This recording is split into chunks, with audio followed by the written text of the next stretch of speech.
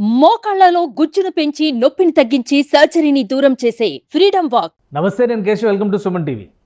ఆంధ్రప్రదేశ్లో ఓటింగ్ పూర్తయింది. కౌంటింగ్కి సంబంధించినటువంటి ఏర్పాట్లు కూడా 90% పూర్తయినట్టుగా ఎలక్షన్ కమిషన్ ప్రకటించింది. కానీ రాజకీయ పార్టీలు చేస్తున్నటువంటి హడావుడి మాత్రం టెన్షన్ వాతావరణాన్ని సృష్టిస్తోంది. నిజానికి ఏపీలో కౌంటింగ్ అంత క్లిష్టమైనటువంటి ప్రక్రియ కాబోతుందా?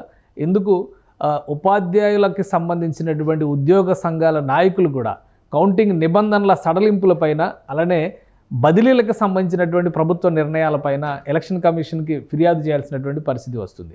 ఓవరాల్గా రాష్ట్రంలో జరుగుతున్నటువంటి ప్రతి పరిణామం ఎన్నికల కౌంటింగ్ చుట్టూనే ఎందుకు నడుస్తోంది? ఈ అంశాలపైన విశ్లేషణ చూద్దాం. మనతో పాటు ఉన్నారు ప్రముఖ అడ్వకేట్ బత్తుల రామకోటయ్య గారు. రామకోటయ్య గారు, నమస్కారం. నమస్తే కేశవ్ గారు. ఏంటి, ఆంధ్రప్రదేశ్లో కౌంటింగ్ నిర్వహించడం కూడా ఒక క్లిష్టమైనటువంటి ప్రక్రియ అన్నంత హడావుడిగా అనిపిస్తుంది. అలానే ఫిర్యాదుల మీద ఫిర్యాదులు. వైసీపీ నాయకులు నిబంధనల సడలింపు, అంటే పోస్టల్ బ్యాలెట్ నిబంధనల సడలింపు పైన కంప్లైంట్ చేశారు. ఉద్యోగ సంఘాల వైపు నుంచి చూస్తేనేమో టీచర్ల బదిలీకి సంబంధించి ప్రభుత్వం ఇప్పుడు నిర్ణయం తీసుకోవడం సహేతుకం కాదంటూ వాళ్ళు ఫిర్యాదు చేస్తున్నారు. ఎందుకు ఇంత టెన్షన్ వాతావరణం ఏపీలో నెలకొంది? వాస్తవానికి చూస్తే మనం రాష్ట్ర విభజన జరిగినాక 2014, 19, 24 ఇది మూడో ఎలక్షన్. గతంలో ఎప్పుడు కూడా ఇంత టెన్షన్ వాతావరణం 3 పర్యాయాలలో చూస్తే లేదు. ఈసారి ఎవరికి వారు గెలుపు మీద ధీమా, ఎవరికి వారు గెలుపు మీద డౌట్. ఈ క్యాలిక్యులేషన్స్ లో మనకు అన్ని కూడా ఒపీనియన్ పోల్స్ కానీ, ఎగ్జిట్ పోల్స్ కోసం ఎదురు చూడటం కానీ పరిణామాలు సంతరించుకున్నవి. ఇంతకుముందు ఎప్పుడు కూడా మనకి ఒక వాతావరణం అనేది తెలిసిపోయేది, ఏదో గవర్నమెంట్ వస్తుంది అనేది. మన గనక మేఘాలు కమ్ముకుంటే వర్షం వచ్చినట్టుగా ఈసారి నివురు గప్పిన నిప్పులాగా ఉంది. ఎక్కడా కూడా మనం అంచనా వేయడానికి మనకి యాక్యురేట్ గా అర్థం కావట్లా. అంటే ప్రజలు ఒక నిశ్శబ్ద విప్లవాన్ని, ఒక మౌలికమైన మార్పుని తెలియజేస్తా ఉన్నారనేది మనకు అర్థమైంది.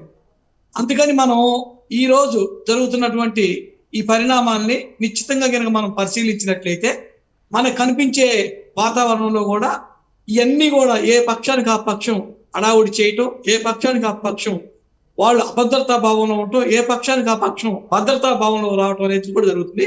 ఇది ఈసీ కూడా ఛాలెంజ్ గా ఉంది. అందుకని మనం చూస్తే ఈవీఎంల ధ్వంసం దగ్గర నుంచి, ఈ రోజు ఈవీఎంలు భద్రపరచడం దగ్గర నుంచి, అదేవిధంగా ఎంప్లాయ్మెంట్ ఓటింగ్ దాకా కూడా ప్రతి విధానంలో కూడా ఎక్కడా కూడా కౌంటర్ చేయటం ఒకరైతే దాన్ని ఎన్కౌంటర్ చేయటం ఇంకొకరు అని ఇరుపక్షాలు కూడా చేసుకుంటూ వచ్చాయి. ఇప్పుడు మనం ఏదో చూస్తే ఎలక్షన్ కమిషన్ కొత్తగా భారతదేశంలో ఎక్కడా లేని దానికి కూడా ఒక కామెంట్ చేసింది. ఈ మనకి ఏదైతే పోస్టల్ బ్యాలెట్స్ ఉంటాయో వాటి మీద స్టాంప్స్ లేనప్పటికి కూడా సిగ్నేచర్ ఉంటే పరిగణలోకి తీసుకొని దాన్ని కన్సిడరేషన్ చేయమని చెప్పింది. అంటే దాని మీద కూడా ఈరోజు సజ్జల రామకృష్ణారెడ్డి గారు మళ్ళా సెంట్రల్ మనకి ఎలక్షన్ కమిషన్ చెప్తాము, దాని మీద కూడా రిపోర్ట్ చేస్తామని సాక్షాత్తు ఈసీ మీద కూడా ఎలిగేషన్ చేసే పరిస్థితి అనేది ఈరోజు. ఒకటి నేరుగా ఆయన చెప్తున్నటువంటి మాట ఏంటంటే, దేశంలో ఎక్కడా లేదు, ఆంధ్రప్రదేశ్లో మాత్రమే ఈ నిబంధనల సడలింపు ఎందుకు. అలానే ఎప్పుడైతే ఈ టీడీపీ జనసేన కూటమితో బీజేపీ కలిసిందో, అంటే ఎన్డీఏ ఏర్పడిందో, ఈసీ కూడా ఎన్డీఏ పక్షాన వ్యవహరిస్తుంది అనేటువంటి ఆరోపణ నేరుగానే చేశారు ఆయన. సో అలాంటి పరిస్థితి ఉందా ఆంధ్రప్రదేశ్లో? అంటే ఇప్పుడు మనకి కేశవ్ గారు, కోర్టులకు కానీ ఈసీకి కానీ కొన్ని డిస్క్రిషనరీ పవర్స్ ఉంటాయి. ఆ డిస్క్రిషనరీ పవర్స్ ప్రకారం వాళ్ళు చేయడానికి అవకాశం ఉంది, విచక్షణ అధికారాలు అంటారు. ఈరోజు వీసీ గారు ఏం చెప్పారంటే, ప్రజాస్వామ్యంలో అన్నిటికన్నా విలువైనది ఓటు. ఓటు ద్వారానే మన అధికారాన్ని బదలాయించుకుంటాం. అది కూడా ఒక ఎంప్లాయీస్ బ్యూరోక్రసీ యొక్క ఓటుని ఏదో చిన్న చిన్న టెక్నికల్ ప్రాబ్లమ్స్ ఉన్నాయని చెప్పి మనం తిరస్కరిస్తే ప్రజా అభిప్రాయాన్ని తిరస్కరించినట్టుగా భావించాలా. అంటే మనకి ప్రజాస్వామ్యంలో ప్రజలే ప్రభువులు. ఈ ప్రభువులు ఏం చేస్తామంటే మనల్ని మనం పరిపాలించుకుంటాం. భారత రాజ్యాంగంలో కూడా ప్రియాంబుల్లో కూడా ఒక మాట చెప్తారు, భారత ప్రజలమైన మేము మాకు మేమే పరిపాలించుకుంటున్నాం అంటాం. అంటే మనకున్నటువంటి అధికారాన్ని 5 సంవత్సరాలు ఎవరు పరిపాలించాలనే దానికోసం ఒక బదలాయింపు జరుగుతున్న ప్రక్రియలో ఒక చిన్న చిన్న టెక్నిక్స్ దృష్టిలో పెట్టుకొని వారేసినటువంటి ఓటుని మనం చలన్గా పరిగణించకూడదు అనే ఉద్దేశంతో ఎలక్షన్ కమిషన్ గారు ఆ సూచన చేశారు. అది ఇరుపక్షాలకు సంబంధించింది, ఒక పక్షానికి కాదు. కాకపోతే అభద్రతా భావం ఉన్నటువంటి సజ్జల రామకృష్ణారెడ్డి గారు దాన్ని కూడా ఇష్యూ చేస్తున్నారు. ఈ రోజు వాళ్ళు స్టేట్మెంట్ కూడా ఇచ్చారు వాళ్ళ చీఫ్ ఎలక్షన్ ఏజెంట్స్ కి, తప్పైనా ఒప్పైనా మనం పట్టిన దానికి 3 కాళ్ళు అని. ఎవరైతే మూర్ఖంగా, ఎవరైతే అడ్డం తిరిగి వాదిస్తారో వాళ్ళనే చీఫ్ ఏజెంట్స్కి వెళ్ళండి. మీరు రూల్ పొజిషన్ బేస్ చేసుకొని మాట్లాడే వాళ్ళు అయితే ఎలక్షన్ మన కౌంటింగ్ లో చీఫ్ ఏజెంట్స్ గా మీరు వెళ్ళొద్దు అని గైడ్ లైన్స్ కూడా నిన్న కౌంటింగ్ ఏజెంట్లకి చీఫ్ ఎలక్షన్స్ కి ఇచ్చినటువంటి ట్రైనింగ్ ప్రక్రియలో కూడా ఆయన చెప్పేది మనకి మీడియాలో సమాచారం వచ్చింది. అంటే అడ్డంగా మాట్లాడాలి మనం చెప్పేదానికి వాదన అనే ప్రక్రియ. రెండు పార్టీలు రెండు వర్గాలు కూడా ఎవరి లెక్కలు వాళ్ళు వేస్తున్నాయి. బీఆర్కే గారు అంచనాలు ఏంటి? ఎందుకంటే చాలా అంశాలని లీగల్ ఆస్పెక్ట్లో కావచ్చు, అలానే ఇష్యూస్ వైజ్గా కానీ మీరు చాలా అనలైజ్ చేస్తూ ఉంటారు. అసలు ఆంధ్రప్రదేశ్లో జరిగినటువంటి ఓటింగ్ అంటే 4th ఫేజ్లో జరిగినటువంటి ఓటింగే దేశవ్యాప్తంగా అత్యధిక శాతం ఓటింగ్ జరిగినట్టుగా రికార్డ్ అయింది. రేపు బహుశా 1వ తారీఖున ఏమన్నా అది బ్రేక్ చేస్తుందా లేదా చూడాలి. బట్ అంత చైతన్యవంతమైనటువంటి ఓటు ఆంధ్రప్రదేశ్లో నమోదైంది అనేటువంటి అభిప్రాయం ఉంది. సో మీ అంచనాలు ఏంటి ఏపీలో రాబోయేటువంటి రిజల్ట్స్ పైన? నా అంచనా ఈ జరిగినటువంటి ఎలక్షన్ ప్రక్రియ మొత్తం కూడా రెండు ఇష్యూస్ మీద జరిగింది. ఒకటి సంక్షేమానికి సంబంధించి ఒక పక్క, డెవలప్మెంట్కి సంబంధించి ఒక పక్క, రెండు పార్టీలు కూడా మెయిన్ ఎజెండాగా తీసుకొచ్చింది. ఇంతకుముందు మనం చూస్తే ఇష్యూ బేస్డ్ మీద కానీ, యాంటీ ఎన్కమెంట్స్ మీద కానీ, యాంటీ ఎస్టాబ్లిష్మెంట్ మీద కానీ ఎలక్షన్ జరిగేవి. అధికార పార్టీ కొత్తగా ఏంటంటే పాజిటివ్ ఓటింగ్, మేము సంక్షేమం చేశాం కాబట్టి దాన్ని బేస్ చేసుకొని ఈ పెరిగినటువంటి ఓటింగ్ మాది అని క్లెయిమ్ చేసుకోవడం జరిగింది. అదేవిధంగా సేమ్ టైము అధికార పార్టీ మీద ఉన్నటువంటి యాంటీ ఇన్కమెంట్సీ, యాంటీ ఎస్టాబ్లిష్ మీద ఓటింగ్ పెరిగిందనేది మనకు ఉన్నటువంటి విపక్ష కూటమి కూడా ఈరోజు చెప్తా ఉంది. ఈ అన్నిటిని మనం చూసినప్పుడు మనం కొన్ని సైంటిఫిక్ గా మనం చెప్పాల్సినటువంటి అంశాలు కూడా మన సుమన్ టీవీ ద్వారా ప్రేక్షకులకు తెలియజేయాల్సినటువంటి ఆవశ్యకత ఏర్పడింది. ఎందుకంటే మనం ఈ రోజు భారతదేశంలో ఎక్కడా లేనటువంటి రాజకీయాన్ని ఆంధ్రప్రదేశ్ అసెంబ్లీ ఎలక్షన్స్ లో వైసీపీ అనేది ఎస్టాబ్లిష్ చేసింది. మనం గతంలో కనుక చూస్తే మన చరిత్ర చదువుకుంటే బ్రిటిష్ వాడు వెళ్తా విభజించు పాలించు అనే సిద్ధాంతాన్ని తెచ్చి పాకిస్తాన్ని, బంగ్లాదేశ్ని విభజించి పాలించు అనే సిద్ధాంతంతో ముస్లిమ్స్ ని, హిందువుల్ని ఒక డివైడింగ్ రూల్ పాలసీ బేస్ చేసుకొని పరిపాలన కొనసాగించినటువంటి చరిత్ర మనకుంది. అదే చరిత్రని ఈ రోజు జగన్మోహన్ రెడ్డి గారు పునరావృతం చేశారు. అదేంటంటే 3 రాజధానులు అనే విషయాన్ని తీసుకువచ్చి 3 రాజధానులు పేరుతోటి ప్రాంతీయంగా విభజించటం ఒక పక్క, 2 కులాలతోటి విభజించడం, కులాల కుంపటి ఒక రకంగా మాట్లా పెత్తందారులకి పేదలకి మధ్య పోరాటం, క్లాష్ వార్ అనేది ఒకటి తీసుకొచ్చాడు. ఎప్పుడూ లేనటువంటి ఇలాంటి మాటలతోటి, ఇలాంటి ఎత్తుగడలతోటి, ఇలాంటి విధానాలతోటి రాజకీయం చేసినటువంటి వైనం వైసీపీ అవలంబించింది. ఇదే క్రమంలో మనం కొన్ని ఇష్యూ బేస్డ్ అంశాలు ఉన్నాయి. పోలవరం దగ్గర నుంచి చూస్తే అమరావతి, ఇప్పుడు నడుస్తున్నటువంటి అంచనాలన్నీ కూడా ఆల్మోస్ట్ మనం లాస్ట్ ఫేజ్కి వచ్చేసాం. 1వ తారీఖు సాయంత్రం తర్వాత ఎగ్జిట్ పోల్స్ కూడా రిలీజ్ చేసే పరిస్థితి ఉంది. ఏ పార్టీకి ఆ పార్టీ మేము గెలుస్తామంటే మేము గెలుస్తూ ఉంటుంది. మీరు ఒక అడ్వకేట్గా అనేక రకాల సమాజంతో, ప్రజలతో మమేకమైనటువంటి పరిస్థితి ఉంటుంది. మీ లెక్క ఏంటి? ఏ విధంగా ఉండొచ్చు? అటు కానీ ఇటు కానీ బ్యాలెన్స్ ఏ విధంగా ఉండొచ్చు అనేది మీ అభిప్రాయం చెప్పండి. మీరు అన్నందుకు నాకు ఒకటి గుర్తుకొచ్చింది, లీగల్ థియరీ పదం. Real lawyer is a social engineer. అంటే నిజంగా సమాజంలో మాకు ఒక సోషల్ ఇంజనీరింగ్ చేసేటువంటి అవకాశం ఉంటుంది. వివిధ వర్గాల ప్రజలు, వివిధ వర్గాలకు సంబంధించిన వ్యక్తులు మా దగ్గరికి వస్తూ ఉంటారు. నేను కూడా గుడ్డిగా కాకుండా, అంటే ఎంప్లాయీస్ నుంచి, యూత్ నుంచి, బిలో ప్రావర్టీ లైన్ దగ్గర నుంచి, క్యాస్ట్ వైజ్గా ఎస్సీల నుంచి, బీసీల నుంచి, అదేవిధంగా అప్పర్ క్యాస్ట్ల నుంచి కొంత నేను వాళ్ళ యొక్క ఒపీనియన్ ని కూడా నేను ఆఫ్టర్ ఎలక్షన్ నేను గ్యాదర్ చేశాను.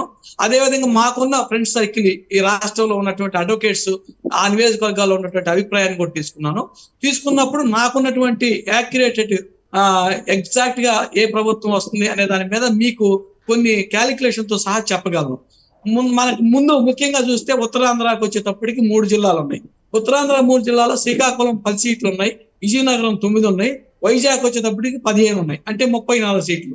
34లో మోస్ట్లీ తెలుగుదేశం పార్టీ 15 సీట్లు గెలవడానికి అవకాశం ఉంది. అట్లాగే ఉభయ గోదావరి జిల్లాలోకి వచ్చేటప్పటికి తూర్పు గోదావరి 19, వెస్ట్ గోదావరి 15 ఉంది. ఈ 19, 15 కలిపితే 34లో నాకు తెలిసి మోస్ట్లీ 25 నుంచి 28 సీట్లు కూటమికి, జనసేన, టీడీపీ, బీజేపీ కూటమికి అవకాశం ఉంది. అదేవిధంగా మనకి దక్షిణ కోస్టల్ అనే ఏరియా ఉంది.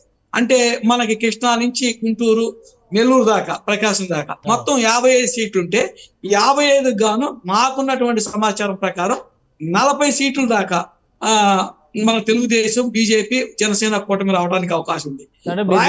చెప్పిన లెక్క ప్రకారం మొత్తం కోస్తా ఓటింగ్ కంప్లీట్ గా కౌంట్ చేస్తే కూటమి అధికారంలోకి వచ్చేసినట్టు డిసైడ్ అయిపోవాలా? లెట్ మీ కంప్లీట్ అంటే అదే కదా మీరు చెప్పింది. ఇప్పుడు అక్కడ ఉన్న మొదట 34లో ఒక లెక్క చెప్పారు, తర్వాత 34లో ఒక లెక్క చెప్పారు, తర్వాత 55లో ఒక లెక్క చెప్పారు. అంటే అక్కడ ఒక 50 సీట్లు, ఇక్కడ మీరు చెప్పిన దాని ప్రకారం ఒక 40 సీట్లు వేసుకుంటే 90 సీట్లు గవర్నమెంట్ ఫామ్ చేసేది కూటమిని మీరు అంటారు. ఇక్కడికే గవర్నమెంట్ వస్తుంది. మిగిలిన రెస్ట్ ఆఫ్ రాయలసీమకి వచ్చేటప్పటికే మనకి అనంతపూర్ 14 ఉన్నాయి, చిత్తూరు 14 ఉన్నాయి, కర్నూలు 14 ఉన్నాయి, కడప 10 ఉన్నాయి. మొత్తం 52 సీట్లకు గాను వైసీపీ 30 వస్తుంది. రాయలసీమ రీజన్ కి వచ్చేసరికి వైసీపీ ఖచ్చితంగా డామినేట్ చేస్తుంది. 30 నుంచి 35 దాకా వస్తుంది. టోటల్ గా నాకున్న అంచనా ప్రకారం 100 నుంచి 110 దాకా కూటమి గెలుస్తుంది. టీడీపీ ఏ పార్టీతో సంబంధం లేకుండా 90 నుంచి 100 సీట్లు గెలుచుకునేటువంటి సత్తా టీడీపీకి ఉంది. రెండు మనకు పార్లమెంట్ కి వచ్చేటప్పటికి 18 నుంచి 20 ఎన్డీఏ కుటుంబం రావడానికి అవకాశం ఉంది. ఒక 6 సీట్లకి వైసీపీ పరిమితం అవుతుంది అనేది నా అంచనా. కానీ మీ అంచనా కేవలం మీకు ఉన్నటువంటి ఫీడ్బ్యాక్ ఆధారంగా చేసినటువంటి అంచనాగా చూడాలా, లేదంటే గ్రౌండ్ రియాలిటీ ఆ విధంగా ఉందా? ఎందుకంటే చాలా వరకు మీరే చెప్పారు సోషల్ ఇంజనీరింగ్ జరిగింది, real lawyer is a social engineer అన్నారు. మరి సోషల్ ఇంజనీరింగ్ చేసింది జగన్మోహన్ రెడ్డి గారు, రిటర్న్ ఆయనకి రివర్స్ ఫలితం వస్తుందని చెప్పి మీరు చెప్తున్నారు. సోషల్ ఇంజనీరింగ్ ఫలించలేదు అనుకోవాలా? ఎస్సీ ఎస్టీ మైనారిటీ ఓటింగ్ ఏదైతే కన్సాలిడేట్ అయింది అనుకున్నారో, అలానే అగ్రవర్ణాల్లో కూడా ఒక వర్గాన్ని చీల్చినటువంటి క్రమంలో రెడ్డి సామాజిక వర్గంతో పాటు బీసీ వర్గాలు జగన్మోహన్ రెడ్డికి వైఎస్ఆర్సీపీకి అండగా ఉంటాయనేది వాళ్ళు చేస్తున్నటువంటి విశ్లేషణ. ఇది సక్సెస్ కాలేదంటారా? సోషల్ ఇంజనీరింగ్ ఆయన ఏదైతే ప్రశాంత్ కిషోర్ గారి యొక్క పాలసీని తీసుకొచ్చి అడాప్ట్ చేశారు యూపీ బీహార్ సంబంధించింది, అది ఒక రకంగా చెప్పాలంటే 2019లో వర్కౌట్ అయింది. ఇప్పుడు చూస్తే మనకి 1977లో ఇందిరాగాంధీ నియంతృత్వానికి వ్యతిరేకంగా ఆఫ్టర్ ఎమర్జెన్సీ ఎలక్షన్ జరిగింది 79లో. అప్పుడు పెద్ద ఎత్తున ఇందిరాగాంధీకి వ్యతిరేకంగా ఆ నియంతృత్వాన్ని సహించలేక ప్రజాస్వామ్యవాదులు ఆ రోజున జనతా పార్టీని గెలిపించారు. ఈ రోజు జగన్మోహన్ రెడ్డి అవలంబిస్తున్నటువంటి నియంతృత్వ ధోరణి గాని, అప్రజాస్వామ్య విధానాలు గాని, ఇవన్నీ కూడా ప్రజల్లో పెద్ద ఎత్తున ఒక ఆవేశానికి, ఆక్రోశానికి దారితీసింది. దానికి కౌంటర్ గా స్పష్టంగా వెల్ఫేర్ స్టేట్ అనేటువంటి నినాదంతో గతంలో ఎవరో చేయని సంక్షేమం మేము చేశాం, ఇంటికి 1,40,000 రూపాయల నుంచి 3.5 లక్షల రూపాయల వరకు బెనిఫిట్ చేసాం ఏడాదికి అనేటువంటి ఒక లెక్క చెప్తున్నారు. సో ఇవి బ్యాలెన్స్ చేయమంటారా? మీరు చెప్పిన నియంతృత్వ విధానాలు పెత్తందారులకు సంబంధించి నియంతృత్వ విధానాలుగా కనిపిస్తున్నాయి. పేద బడుగు బలహీన వర్గాలకు మాత్రం జగన్మోహన్ రెడ్డి ఒక వెల్ఫేర్ కింగ్ కింద కనిపిస్తున్నారు, ఎంపరర్ అన్నట్టుగా చెప్తున్నారు. సో ఇది బ్యాలెన్స్ జరగలేదంటారా? అందుకనే నేను చెప్తుంది, ఏదైతే ఇప్పుడు ఒకప్పుడు చంద్రబాబు నాయుడు గారు భారతదేశ రాజకీయాల్లో డెవలప్మెంట్ కి ఐకాన్ గా ఉన్నారు. మీకు తెలుసు సైబరాబాద్, హైదరాబాద్ విషయంలో. ఈ రోజు అలాంటి చంద్రబాబు నాయుడు గారు కూడా ఈ రోజు ఆ డెవలప్మెంట్ ని, వెల్ఫేర్ ని బ్యాలెన్స్ చేసుకునే ఉద్దేశంతో ఒక పక్క ఎన్డీఏతో పొత్తు పెట్టుకోవడానికి కూడా ఆయనకి ఏంటంటే మనం మిగిలిపోయినటువంటి పోలవరాన్ని పూర్తి చేయాలి, అమరావతిని పూర్తి చేయాలి అనే ఉద్దేశాన్ని తోటి అలయన్స్కి వెళ్ళి బీజేపీకి ఇక్కడ ఎలాంటి పట్టు లేకపోయినప్పటికీ, ఎలాంటి ఓటు లేకపోయినప్పటికీ, అదేవిధంగా సంక్షేమాన్ని కూడా డెవలప్మెంట్ చేయడం కోసం సూపర్ 6 కూడా తీసుకొచ్చారు. ఏదైతే జగన్మోహన్ రెడ్డి గారు వెల్ఫేర్ స్కీమ్స్ 3,500 కన్నా నేను ఎక్కువ ఇవ్వాలంటే 4,000 చెప్పడం కానీ, అదేవిధంగా మహిళలకి ఉచిత బస్ ఫ్రీ పథకం కానీ, రేపు ఇప్పుడు దాకా ఎంప్లాయీస్ ని, అన్ఎంప్లాయీస్ ని మోసం చేసుకుంటా జగన్మోహన్ రెడ్డి గారు వచ్చారు. ఎందుకంటే వాళ్ళకి జీతాలు ఇవ్వలేని పరిస్థితి 10-15 తారీఖుల దాకా ఇచ్చారు. తర్వాత రిటైర్మెంట్ బెనిఫిట్స్ ఇవ్వలేకపోయారు. అదేవిధంగా అన్ఎంప్లాయ్మెంట్ డిఎస్సి వేయలేదు, అదేవిధంగా జాబ్ లేదు. ఇలాంటి వాటన్నిటి కూడా ఆయన రాగానే మొదటి సంతకం డిఎస్సి మీద పెడతానని చెప్పడం, ఎంప్లాయీస్ ని బాగా చూసుకుంటానని చెప్పడం, అదేవిధంగా ఇలాంటి అన్నిటిని కూడా కాన్ఫిడెన్స్ లో తీసుకొచ్చి పేద వర్గాల్లో కూడా నేను ఒక రకంగా ఏ అంశాలు తనకి కలిసి వస్తాయని జగన్మోహన్ రెడ్డి గారు మళ్ళీ 151 క్రాస్ చేస్తాను అనే మాట చెప్పుకుంటారు. మీరేమైనా అనలైజ్ చేయగలరా దాన్ని? ఏ అంశాలు ఆయన కలిసి వస్తే అంత ధీమా వ్యక్తం చేస్తారు? ప్లస్ 22 ఎంపీ సీట్లు క్రాస్ చేస్తాం మళ్ళీ ఈసారి అనేటువంటి మాట ఎందుకు చెప్తున్నారు? ఇప్పుడు మనకి ఇక్కడ పాయింట్ ఎందుకంటే జగన్మోహన్ రెడ్డి గారు ఎందుకు చెప్పారంటే అది ఒక మైండ్ గేమ్ పాయింట్.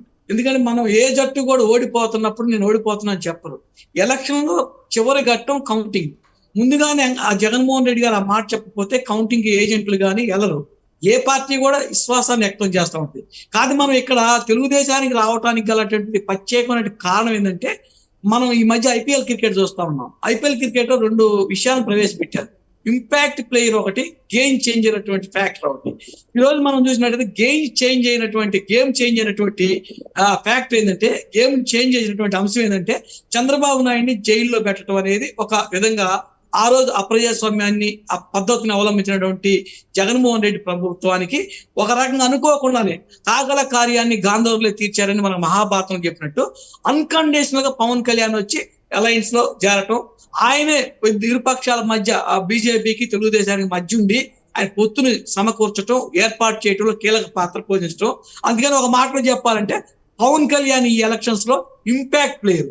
చాలా మంది పవన్ కళ్యాణ్ ని 50 సీట్లు రావాల్సిన చాట నువ్వు 21కే పరిమితం అయ్యావు, రాజకీయ పరిజ్ఞానం లేదని అంటున్నారు. నేనైతే పవన్ కళ్యాణ్ చాలా మెచ్యూరిటీ పాలిటీషియన్ అంటాను. ఎందుకు అన్నానంటే ఆ మాట ఇక్కడ మనం గుర్తుపెట్టుకోవాల్సిన, అంత పెద్ద ఎత్తున ప్రజారాజ్యం పార్టీ వచ్చిన టైంలోనే ఆయన 18 సీట్లు వచ్చింది.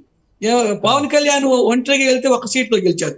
కానీ ఈ రోజు ఆయన 21 సీట్లు తీసుకోగలిగాడంటే చిరంజీవి కన్నా కూడా ఎక్కువగా ఆయన లబ్ధి పొందినట్టే.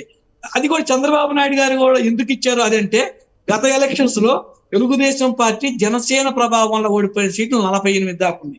దగ్గర 48లో కనీసం 21 ఇస్తే మనం 1 గెట్ 1 ఫ్రీ లాగా అలయన్స్ పార్ట్నర్స్ కి మనం 1 ఇచ్చి మనం 1 పొందాం అనే ఉద్దేశంతో ఆయన కూడా చూసుకున్నారు. అందుకని ఈ రోజు ఒక అసెంబ్లీలోకి 10-15 సీట్లతో జనసేన కనుక రేపు వెళ్ళగలిగితే వాళ్ళకి సంస్థాగతంగా కూడా నిర్మించుకోవడానికి అవకాశం ఉంటుంది, పార్టీలో కూడా అలైన్ చేసుకోవడానికి అవకాశం ఉంటుంది. ఇక్కడ కేశవ్ గారు ఒక విషయాన్ని అందరూ డిస్కషన్ చేయని విషయాన్ని ఒకదాన్ని చెబుతున్నా. జాతీయ పరమైనటువంటి అంశాల మీద ఈ రోజు మన పొత్తు ఎక్కడా కూడా మనకి పెట్టుకున్నటువంటి సందర్భంలో ఒక ఎన్డీఏ చూపిస్తున్నారు, కానీ భారతదేశంలో ఎన్డీఏకి ప్రత్యామ్నాయం ఉన్నటువంటి కాంగ్రెస్ పార్టీ గురించి ఎవరు డిస్కస్ చేయాలి. కానీ ఈ రోజు మనం కడపలో చూస్తే కాంగ్రెస్ పార్టీ గెలిచే పరిస్థితి కానీ లేదా వైసీపీని ఓడించే పరిస్థితిలో కూడా షర్మిల గారు ఉన్నారు. షర్మిల గారు అంటే ఈ రోజు ఆమె కూడా రాజశేఖర రెడ్డి గారి యొక్క లెగసీని క్లెయిమ్ చేస్తా ఉన్నారు. రేపు కాంగ్రెస్ పార్టీ వస్తే కొన్ని ఆగిపోయినటువంటి ప్రత్యేక హోదాని కూడా తేవడానికి అవకాశం ఉందని చెబుతున్నారు. ఈ రోజు ఎన్డీఏకి వేయటానికి ఇష్టం లేదు. ఏపీలో కాంగ్రెస్ పార్టీ ఇంపాక్ట్ ఉంటుందా? అందరూ చెప్తుంది 1-2% కంటే ఎక్కువ స్కోప్ లేదు, షర్మిల సీటు కూడా గెలిచే ఛాన్స్ లేదు అంటున్నారు. రాజకీయాల్లో మనకి తరచు ఒక మాట వింటూ ఉంటాం, హత్యలే కానీ హత్యలే ఉండవు, ఆత్మహత్యలే ఉంటాయని. ఈ రోజు 2014లో రాష్ట్రాన్ని విభజించి ఆత్మహత్య చేసుకున్నటువంటి కాంగ్రెస్ పార్టీ ఒక రకంగా కరోనా పేషెంట్ లాగా కోమాలో ఉన్నటువంటి కాంగ్రెస్ పార్టీకి అనుకోకుండా ఆక్సిజన్ అందించినటువంటి అంశం ఏంటంటే ఈ రోజు మోడీ గారు. ఎందుకంటే ఆ షర్మిల గారు ఒక రకంగా మోడీ గారి ప్రత్యామ్నాయానికి ఆ కాంగ్రెస్ పార్టీలో టికెట్లు ఈ రోజు మన అభ్యర్థులు పెట్టే పరిస్థితి కూడా లేని పక్షంలో ఆ జగన్మోహన్ రెడ్డి గారి మీద ఉన్నటువంటి వైరంతో ఆమె పిసిసి అధ్యక్షురాలుగా తీసుకున్నారు. చాలా నియోజకవర్గాల్లో షర్మిల గారు మన వైసీపీ పార్టీని జనరల్ గా అధికార పార్టీని ఓడించడానికి అవకాశం ఉంటుంది. ఎడ్జి వచ్చేటటువంటి 2000-3000 వచ్చేసాట ఆ షర్మిల గారు వల్ల. ఫర్ ఎగ్జాంపుల్ ప్రకాశం జిల్లా ఉంది, చీరాల ఉంది. చీరాల్లో ఈ రోజు వైసీపీ ఒకప్పుడు బిఫోర్ ఎలక్షన్ గెలుస్తుంది అనుకున్న సీటు ఈ రోజు షర్మిల గారు అక్కడ మాజీ ఎమ్మెల్యే ఆమంచి కృష్ణమోహన్ గారి టికెట్ ఇవ్వడం తోటి ఆయన 15,000 నుంచి 25,000 ఓట్లు తేల్చుకుంటారు అన్నారు. ఆ ఇంపాక్ట్ ఖచ్చితంగా వైసీపీ మీద ఉంటుంది కాబట్టి అక్కడ తెలుగుదేశం పార్టీ అభ్యర్థి ఎంఎం కొండయ్య గెలుస్తాడనేటువంటి ఊహాగానాలు మొదలయ్యాయి. అట్లా ఒక 25-30 నియోజకవర్గాల్లో షర్మిల గారి ప్రభావం వల్ల కానీ ఈ రోజు మనం అసెంబ్లీ ఎలక్షన్స్ లో వైసీపీ డ్యామేజ్ అవుతుంది అనేది నా భావన. రెండు, అసెంబ్లీలో టీడీపీకి ఎక్కువ మంది ఓట్లు, జనసేనకి టీడీపీకి వేసిన ఓట్లు పార్లమెంట్కి వచ్చేటప్పటికి వేయకపోవచ్చు. అక్కడ కాంగ్రెస్ పార్టీ పర్సెంటేజ్ కూడా ఉందా మీరంటే కోమా స్టేజ్ నుంచి కూడా రేపు పార్లమెంట్ లో 5-6% ఓట్లు కూడా క్లెయిమ్ చేయడానికి అవకాశం ఉంది. టోటల్ గా పోయినసారి 100 కన్నా తక్కువకు వచ్చినటువంటి కాంగ్రెస్ పార్టీకి ఈసారి నాకు తెలిసి 5-6% ఓట్లు కూడా చేస్తే అది ఎక్కువగా వైసీపీని డ్యామేజ్ చేస్తుంది అనేది నా భావన. దాని వల్ల కూడా కూటమి రావడానికి ఎక్కువ అవకాశాలు ఉన్నాయనేది నా భావన. అందుకనే కాగల కార్యాన్ని గాంధర్వులే తీర్చారు. రైట్, ఫైనల్ కంక్లూడ్ చేద్దాం. ఈ కౌంటింగ్ సమయంలో ఎంత అప్రమత్తంగా ఉండాలి, అలానే విధానపరమైనటువంటి అంశాల విషయంలో 2 పార్టీలు లేదా కూటమి వర్సెస్ అధికార పార్టీ మరొక రగడగా మారేటువంటి ప్రమాదం ఏమైనా ఉందా? ఖచ్చితంగా ఉండదు కౌంటింగ్ టైంలో మనం. అందుకనే ఈ రోజు ఎలక్షన్ కమిషన్ కూడా ఇచ్చినటువంటి గైడ్ లైన్స్ లో ఎక్కడ వివాదం వస్తుంది, పోస్టల్ బ్యాలెట్స్ దగ్గర వస్తుంది. ఫస్ట్ రౌండ్ లో కూడా పోస్టల్ బ్యాలెట్స్ నే ముందు తీసుకోవాలనే ఒక నియమ నిబంధన పెట్టారు. ఎందుకంటే ఇందాక నేను చెప్పినట్టు, ఇంత మునుపు చెప్పినట్టు సంతకాలు ఉంటే ఏంటి, స్టాంపులు ఉంటే ఏంటి పెట్టండి, దాన్ని ముందు క్లియర్ చేసుకుని వస్తారు కాబట్టి తర్వాత ఈవీఎంలు వస్తాయి. కాబట్టి ఎక్కడన్నా ఈవీఎంలు మొరాయించడం కానీ టెక్నికల్ ప్రాబ్లం ఉన్న కాడ, ఎడ్జ్ ఉన్న కాడ కొంచెం గొడవలు రావడానికి కూడా ఉంది. అందుకని ముందస్తుగా మనకి ఏదైతే ఎలక్షన్స్ లో దగ్గర 1,300 మంది మీద కేసు కట్టారు. ఆ 1,300 ముద్దాయిలు ఎవరైతే కేసులు ఉంటాయో వాళ్ళందరినీ కూడా బైండ్ ఓవర్ చేసి ఎలక్షన్ ఏజెంట్లుగా ఎలవ్ చేయకుండా ఈసీ కూడా ఒక రూల్ పొజిషన్ ని పాస్ చేసింది. అందుకని ఎవరి మీద అయితే రౌడీ షీట్లు ఉన్నోళ్ళు ఉన్నారో, కొత్తగా రౌడీ షీట్లు ఓపెన్ చేసిన వాళ్ళు కానీ, పాత వాళ్ళు కానీ, వాళ్ళని చీఫ్ ఏజెంట్లుగా కానీ, కౌంటింగ్ ఏజెంట్లుగా కానీ వెళ్లకుండా వాళ్ళని ప్రొహిబిట్ చేయడం అనేది ఒకటి జరిగింది. ఇలాంటి మూడంచెల వ్యవస్థని ఎక్కడికక్కడికి ఎవరైతే క్రైమ్ లో ఇన్వాల్వ్ అయిన వాళ్ళు ఉన్నారు, ఇప్పుడు మనకి మాచర్ల ఎమ్మెల్యే పిన్నెల రామకృష్ణారెడ్డి, వాళ్ళని నర్సాపేటకి పరిమితం చేసి ఎస్పీ గారి కంట్రోల్లో పెట్టడం జరిగింది. అదే తాడిపర్తిలో కూడా ఉన్నటువంటి పెద్దారెడ్డి గారిని కానివ్వండి, అది జేసీ వాళ్ళని కానివ్వండి, హౌస్ అరెస్ట్ చేయడం జరిగింది. ఈ ప్రభుత్వం కూడా ఎక్కడికక్కడ ప్రివెన్షన్ మెజర్స్ తీసుకొని రేపు గొడవలు జరగకుండా ఉండటానికే అవకాశం ఉంది. ప్రిన్సిపల్ అయినాక ఎవరైతే లీడ్స్ కొత్త లీడ్ రాని వాళ్ళందరూ కూడా కామ్ అయిపోతారు కాబట్టి సబ్సిక్వెంట్ కౌంటింగ్ అనేది పెద్దగా గొడవలు ఉండకపోవచ్చు. అందుకనే అక్కడ బాణ సంచారాలు కానివ్వండి, ఈ మేళ తాళాలు వాయిద్యాలు కానివ్వండి నిషేధించారు. అందుకని ఉండకపోవచ్చు నా భావన. రైట్, థ్యాంక్ యూ రామకోట గారు మీ అభిప్రాయాలు తెలియజేసినందుకు.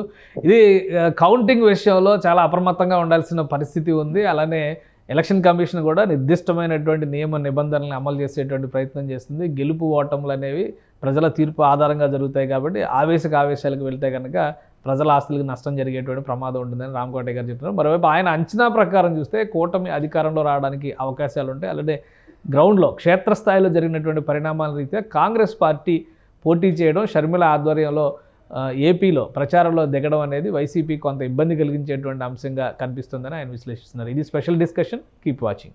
సుమన్ టీవీలో మీ పర్సనల్ అండ్ బిజినెస్ ప్రమోషన్స్ కోసం కింది నెంబర్కి కాంటాక్ట్ చేయండి.